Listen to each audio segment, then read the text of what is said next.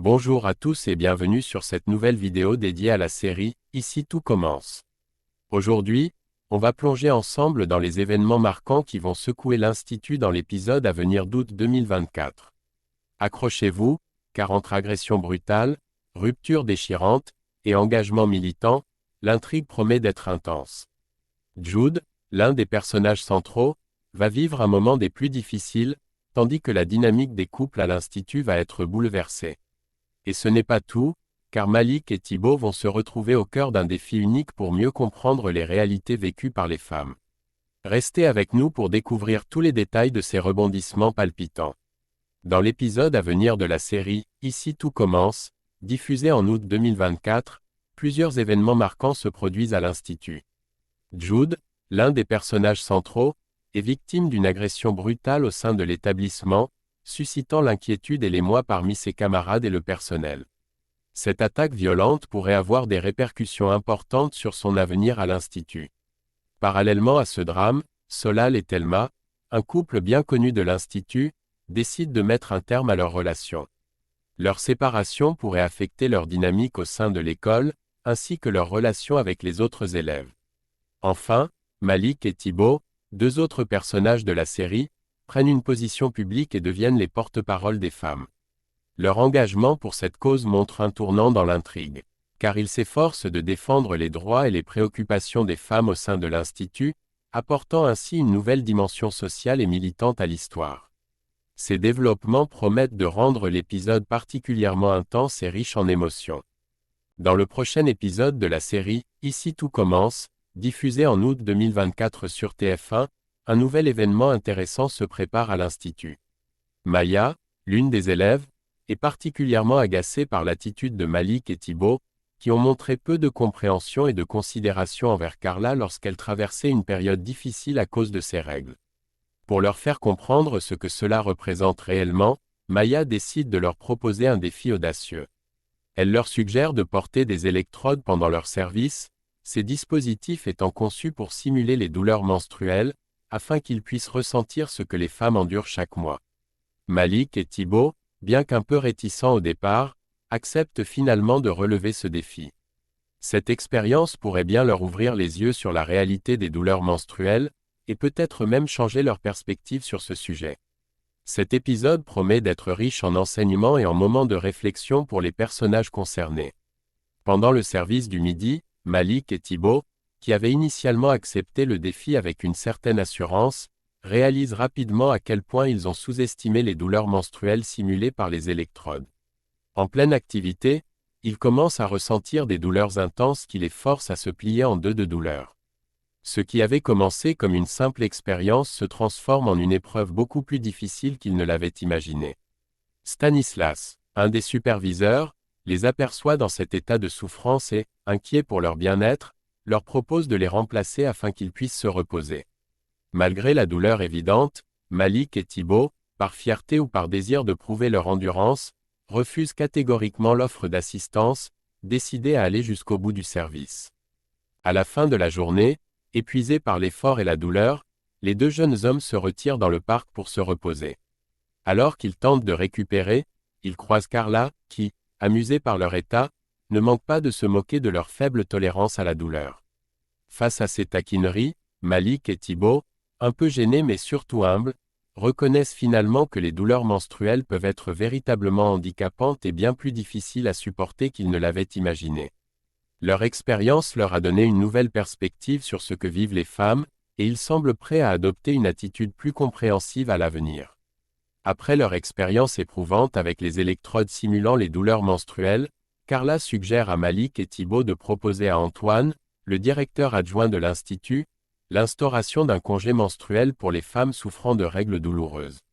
Les deux jeunes hommes, désormais sensibilisés à la réalité de ces douleurs, acceptent de se faire les porte-parole des femmes de l'Institut et décident de porter cette demande auprès de la direction. Lorsqu'il aborde le sujet avec Antoine, ce dernier leur explique qu'il accorde déjà des dispenses aux femmes qui souffrent de douleurs menstruelles trop intenses, leur permettant ainsi de s'absenter si nécessaire. Cependant, il exprime des réserves quant à l'instauration formelle d'un congé menstruel, estimant que la mise en place d'une telle mesure pourrait être complexe et difficile à gérer. Pendant cette discussion, Stanislas, qui est présent, se montre quelque peu mal à l'aise, soulignant que ce débat se déroule en l'absence de femme, ce qui pourrait poser un problème de légitimité. Malgré ses hésitations, Myriel, un autre membre de l'administration, se montre plus ouvert à l'idée et finit par accepter de tester cette proposition. Il semble prêt à expérimenter ce congé menstruel à titre d'essai, pour voir comment il pourrait être mis en œuvre et s'il répondrait aux besoins des femmes de l'Institut.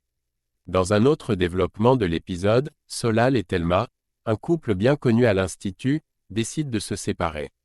Après une nuit complète de sommeil, Solal se sent beaucoup mieux.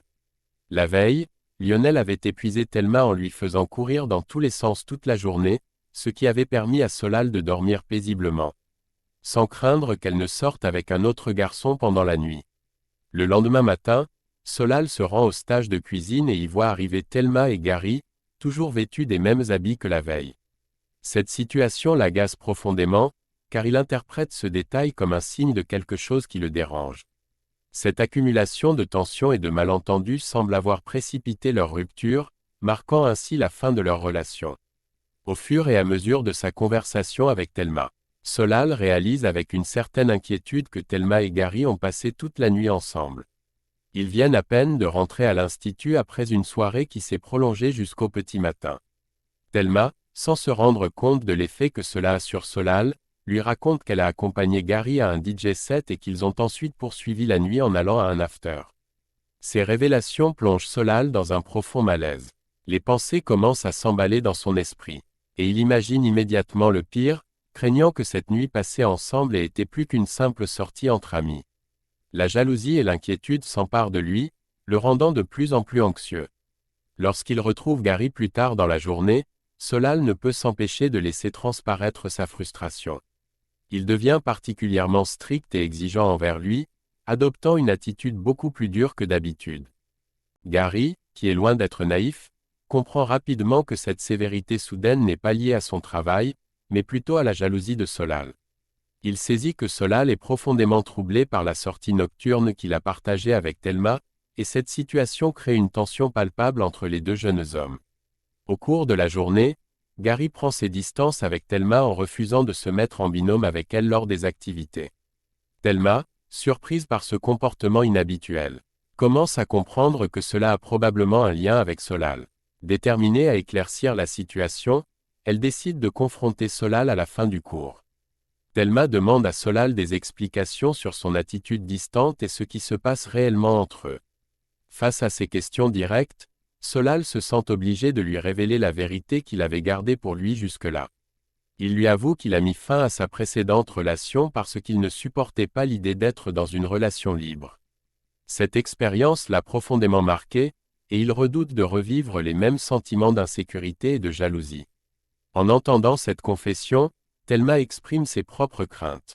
Elle lui explique qu'elle a peur de s'ennuyer dans une relation stable et exclusive, ce qui la pousse à éviter de s'engager trop sérieusement. Malgré cette différence de vision, elle comprend que leur relation ne peut pas continuer sur ces bases.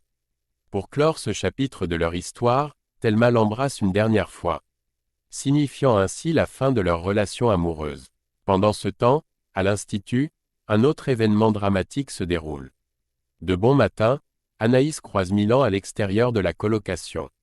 Encore sous le choc de la violente dispute de la veille, elle le confronte directement, lui disant qu'elle ne veut plus le voir. Anaïs est résolue à se protéger et refuse de tolérer un comportement violent, surtout après ce qu'elle a vécu la veille. Milan, tentant de se justifier, lui explique que son explosion de colère a été déclenchée par Enzo, qui l'a poussé à bout. Cependant, Anaïs reste ferme dans sa décision. Elle lui fait comprendre qu'elle ne veut pas d'un homme violent dans sa vie, quelles que soient les circonstances. Anaïs ajoute que son ami l'avait prévenu à propos de Milan, renforçant ainsi sa détermination à couper les ponts avec lui. Cette situation marque un tournant dans la dynamique entre les personnages, accentuant la tension déjà présente à l'Institut. Un peu plus tard dans la journée, Anaïs, submergée par l'émotion, se laisse aller et fond en larmes dans les bras d'Enzo. Ce dernier, voyant sa détresse, tente de la réconforter. Il lui assure que ce qui s'est passé n'est pas de sa faute et lui dit avec douceur qu'elle finira par rencontrer la bonne personne, quelqu'un qui saura la traiter comme elle le mérite. Plus tard, À la guinguette, Enzo se confie à Vic et Billy, leur racontant en détail tout ce qui s'est passé avec Milan et Anaïs. La tension est palpable alors qu'ils discutent de la situation. Soudain, Billy, en rangeant la cuisine, ouvre un tiroir et fait une découverte macabre, tous les couteaux sont ensanglantés. Ce détail sinistre plonge les trois amis dans une atmosphère encore plus lourde de suspense et d'inquiétude. Peu de temps après, Enzo reçoit un appel de Milan, qui lui lance une menace à peine voilée. La prochaine fois, il n'hésitera pas à dénoncer Vic à la police, ce qui ferait basculer toute leur vie. Cette menace fait monter la tension d'un cran. Furieux, Enzo décide de confronter Milan en personne. Lorsqu'ils se retrouvent face à face, la situation dégénère rapidement. Le ton monte entre les deux jeunes hommes, chacun d'eux étant empli de colère et de ressentiment. Milan, ancien détenu au tempérament explosif, menace Enzo de lui briser les deux mains, afin qu'il ne puisse plus jamais cuisiner, une attaque directe contre ce qui compte le plus pour Enzo. La situation devient critique lorsque Milan pousse la provocation encore plus loin en menaçant de s'en prendre à Vic. C'en est trop pour Enzo, qui, hors de lui, frappe le premier, déclenchant une violente altercation entre eux. Heureusement, Jude et d'autres personnes interviennent à temps, interrompant la bagarre avant qu'elle ne dégénère davantage. L'atmosphère est chargée de tension alors que les protagonistes tentent de reprendre leur souffle, chacun conscient que cet affrontement pourrait avoir des conséquences graves pour tous. Le chef du restaurant éphémère, alerté par la violente altercation entre Enzo et Milan, convoque immédiatement les deux jeunes hommes pour obtenir des explications. Milan, encore en colère, adopte une attitude très agressive, ce qui pousse Jude, un membre clé de l'équipe, à prendre une décision radicale. Il annonce qu'il va renvoyer Milan définitivement de la brigade. Enzo, bien conscient de la nature dangereuse et imprévisible de Milan, tente de calmer la situation. Il demande à Jude de ne pas prendre de décision précipitée et de réfléchir plus longuement avant de retirer Milan de l'équipe. Il suggère également de porter cette affaire à l'attention du directeur, afin de traiter la situation de manière plus diplomatique et éviter de déclencher davantage de conflits. Malgré les appels à la prudence d'Enzo, Jude reste ferme sur sa position. Il est convaincu que la présence de Milan est trop risquée pour l'équipe et décide qu'il doit être exclu du restaurant éphémère. Déterminé à faire ce qu'il pense être juste, Jude se prépare à informer le chef de l'Obel de tout ce qui s'est passé et à officialiser l'exclusion de Milan. Cependant, avant qu'il ne puisse accomplir cette démarche, un événement tragique survient. Alors qu'il se dirige vers le chef de l'Obel, Jude est soudainement attaqué par un individu encapuchonné. L'agresseur se jette sur lui avec une violence inouïe, le frappant à plusieurs reprises. Jude n'a pas le temps de réagir et tombe lourdement au sol, le visage couvert de bleu et de sang. La scène est choquante, laissant tout le monde sous le choc. L'identité de l'assaillant reste un mystère, et la question se pose, qui a bien pu s'en prendre à Jude de manière aussi brutale, et pourquoi? Cette attaque soulève des inquiétudes et des suspicions au sein de l'Institut, laissant planer un sentiment de danger imminent. Et voilà, c'est tout pour cette analyse des événements à venir dans « Ici tout commence » en août 2024. Entre l'agression de Jude, les tensions au sein des couples, et les engagements de Malik et Thibaut, on peut s'attendre à des moments forts et pleins de rebondissements à l'Institut. N'oubliez pas de laisser un commentaire pour nous dire ce que vous pensez de ces développements et comment vous voyez l'avenir de vos personnages préférés.